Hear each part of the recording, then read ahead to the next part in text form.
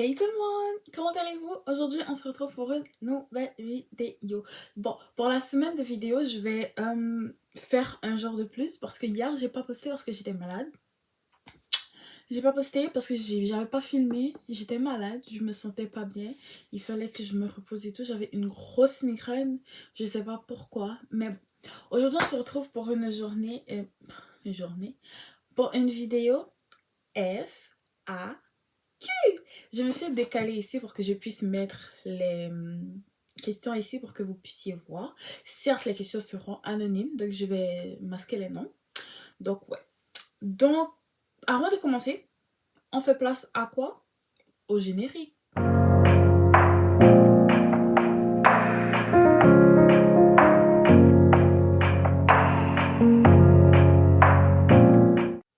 Bon, pour la première question, euh, il nous dit, ben, la personne m'a demandé, tu penses quoi du body positive? Ok. Donc, en vrai, le body positive, c'est une bonne initiative dans le sens que ça permet aux femmes qui n'ont pas les morphologies, qui n'ont pas la morphologie idéale d'après la société, de s'accepter comme elles sont. Parce que ces dernières années, il y a une grosse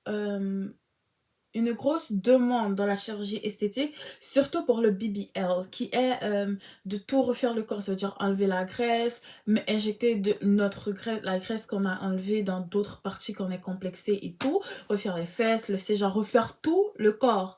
Ben, en tout cas, pour moi, le body positive, c'est une bonne initiative, mais d'un côté aussi, je trouve qu'il y a des gens qui le usent hypocritement. On passe à l'autre question. Tu penses quoi du sexe avant le mariage? Bref, moi, le sexe avant le mariage, je ne dis pas non. Pourquoi? Parce que moi, je pars du principe que si tu décides de te mettre en couple définitivement avec la personne et faire l'engagement du mariage, il faut que tu sois sûr, il faut que tu sens cette connexion avec la personne, ok? Je dis pas que le sexe fait tout, tu vois, mais je reste à croire que ça joue un rôle aussi à l'attachement. Bref. Et aussi, moi, je ne juge pas les gens qui le font avant ni après le mariage. Tout dépend de la personne.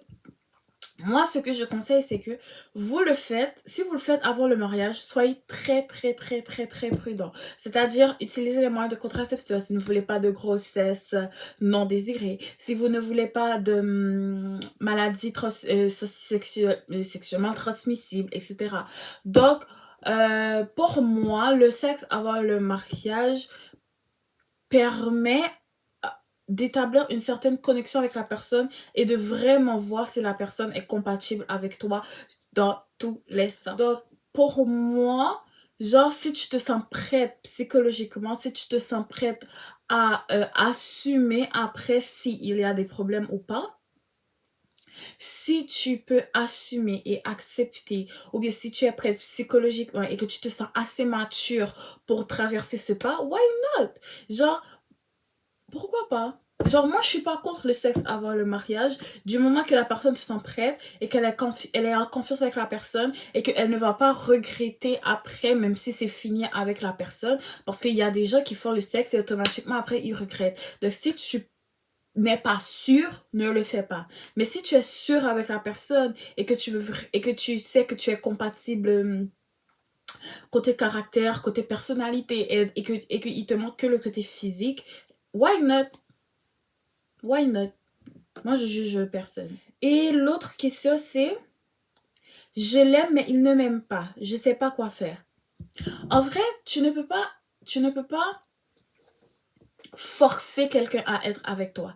Il t'aime, euh, tu l'aimes, mais il ne t'aime pas. N'insiste pas, parce qu'il ne va pas finir par t'aimer. L'amour n'est pas comme ça. L'amour n'est pas comme ça.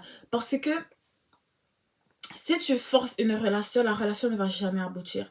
And then, tu ne peux pas aimer une personne plus que toi-même. Si la personne ne t'aime pas, c'est qu'il ne te mérite pas. Et si il ne t'aime pas aussi, c'est que c'est pas réciproque. Et que si c'est pas réciproque, peut-être que tu as trouvé un ami et non un boyfriend. Donc, ne te mets pas la pression. Ne te mets pas la pression. Genre, si il ne t'aime pas comme toi, tu l'aimes, juste barre-toi et dis-toi, ok, au moins je me suis trouvé un ami. Si vous restez amis, parce que la majorité des temps, les gens, après avoir dévoilé leurs sentiments, la relation devient weird. Donc, qui fait que la relation se brise. Donc, si tu as la chance que la relation ne se brise pas et que vous parlez, sois contente au moins que tu aies un ami. Okay. Je suis amoureuse de mon cousin coiffeur. Va prier. T'es amoureuse de ton cousin? Va prier. En vrai, je sais pas. Je sais pas quoi te dire. Je sais pas quoi te dire. Je sais pas quoi te dire. Je sais vraiment pas quoi te dire. Bon, la prochaine question dit, la maturité dans un couple doit-il être égale? C'est une question très intéressante. En vrai, qu'est-ce que je peux dire dessus? En vrai, de vrai, idéalement, oui. Ok, idéalement oui. Pourquoi? Parce que quand la maturité est du même niveau, au moins du même niveau, quand la maturité est du même niveau, genre le dialogue se fait vraiment plus facilement. Ok, les problèmes se règlent plus facilement et on n'a pas des problèmes stupides. Mais par contre, malheureusement, c'est rare de trouver une personne qui a la même maturité que soi. C'est pour ça que dans un couple, ce qui est important, c'est la communication et savoir faire des concessions. C'est-à-dire savoir faire des sacrifices, c'est-à-dire s'adapter à la personne en face de soi pour que la relation puisse bien fonctionner. La prochaine question. Qu'est-ce qui peut pourrir un couple? Il y a plein de choses qui peuvent pourrir un couple. Qu'est-ce qui peut pourrir un couple? L'habitude. Pas l'habitude, genre... qu'est-ce qui peut pourrir un couple? C'est la routine.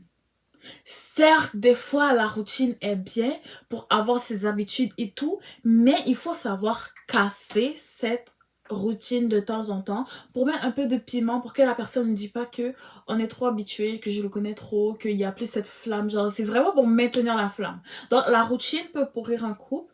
Que d'autre peut pourrir un couple? Le manque de communication. Ne pas savoir communiquer aussi peut pourrir le couple. Le fait que deux personnes soient très différents peut pourrir un couple. Ou des fois, la différence aussi peut rendre le couple vraiment magnifique aussi, tu vois. Mais je parle en général. Je parle en général. Ok? Quoi d'autre peut pourrir un couple? Le mensonge, l'adultère, briser la confiance de ton partenaire. Quoi d'autre peut briser un couple?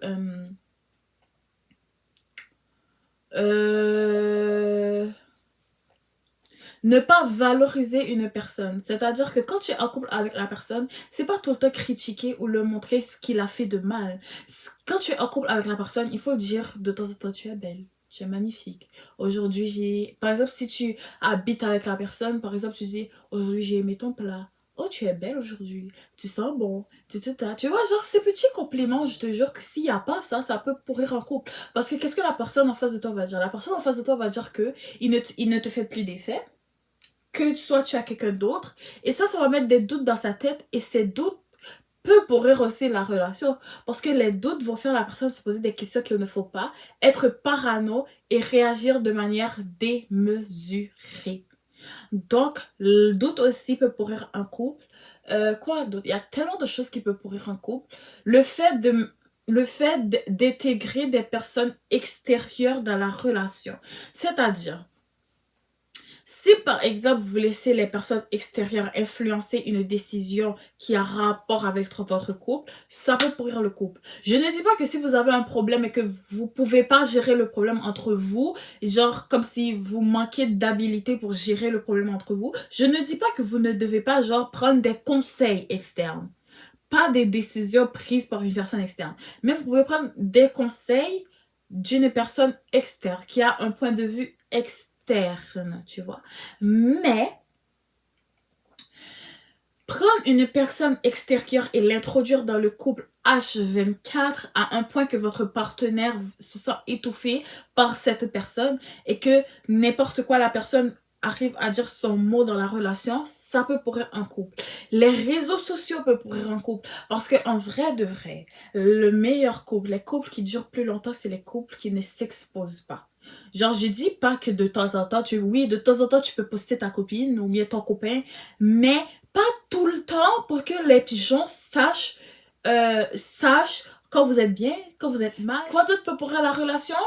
Une personne qui n'a pas le même point de vue que toi, qui n'a pas le même vision des choses que toi, qui n'a pas la même tolérance, on va dire, que toi, peut pourrir la relation. Tu vois, il y a tellement de choses qui peuvent pourrir la relation. Si je devais m'étaler dessus, la vidéo va durer 1 heure. Donc, on passe à la prochaine question.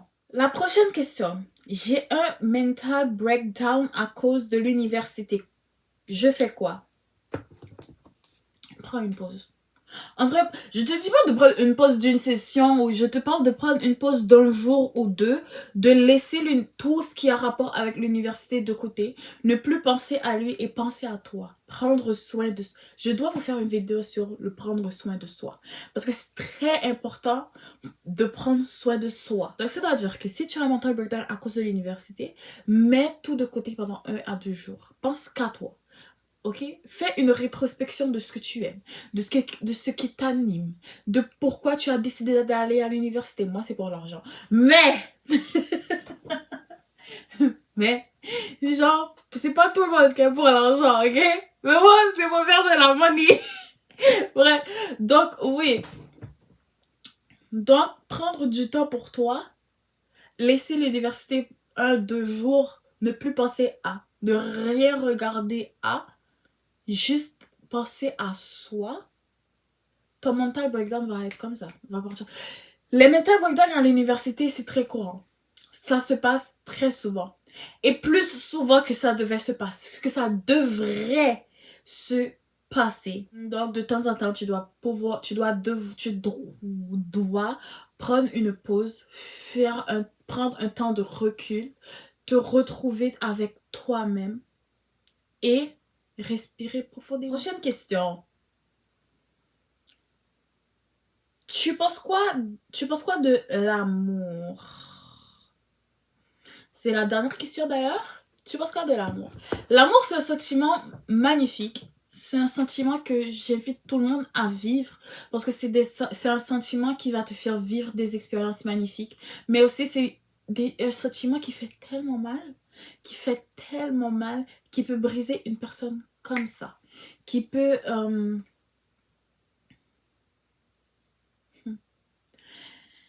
L'amour, c'est quelque chose de compliqué que je crois que même les scientifiques pourront jamais expliquer. Ils l'expliquent par un taux de dopamine ou d'hormones ou de phéromones, je sais pas, mais c'est pas ça. L'amour, c'est plus profond que ça. Le vrai amour, c'est s'oublier soi-même pour la personne.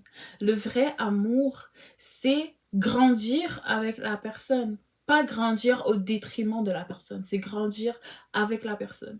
Le vrai amour, c'est un sentiment qui peut te rendre heureuse de la même manière qui peut te rendre triste, qui peut te sauver la vie de la même manière qui peut détruire ta vie, qui peut te faire te sentir vivante de la même manière qui peut te faire te sentir comme une morte vivante ou un mort vivant.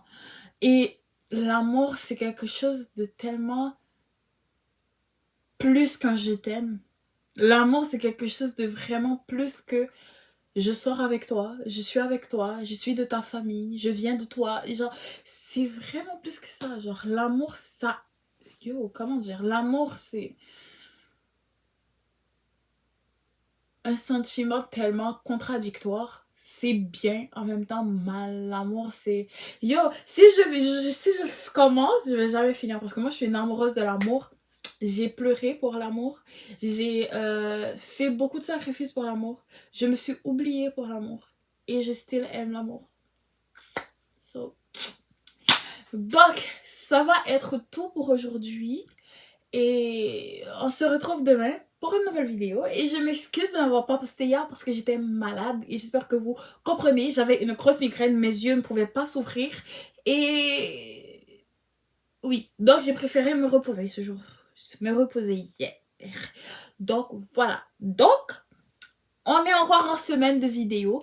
Et la semaine de vidéo va durer un jour de plus parce que je n'avais pas posté hier.